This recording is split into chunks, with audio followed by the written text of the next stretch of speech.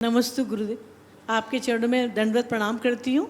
मैं भी इसी सिलसिले में आपसे आशीर्वाद चाहती हूँ। मैं बहुत सारी क्लब को देखती हूँ, बच्चों को मार्गदर्शन देती हूँ, किंतु फिर भी मैं चाहती हूँ सारे विद्यार्थी संस्कारित हों और व्यसन मुक्त हों। व्यसन मतलब सोशल व्यसन और जो दूसरे व्यसन से लिप्त हैं।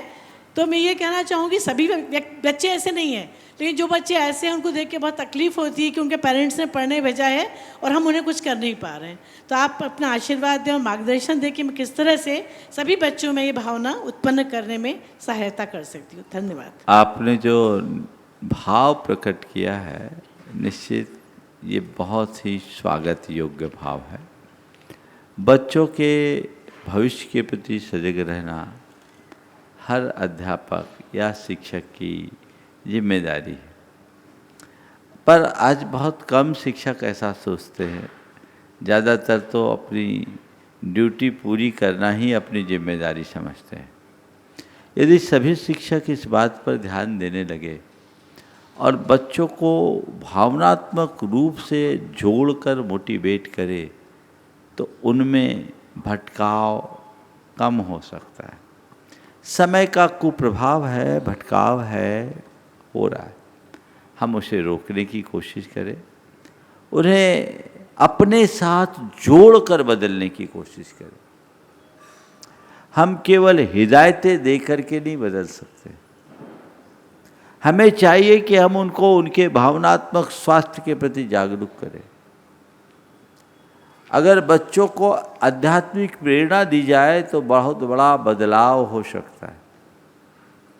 तो हमें उन्हें एक प्रेरणा देने का प्रयास करना चाहिए और सभी शिक्षा संस्थानों में ये व्यवस्था होनी चाहिए।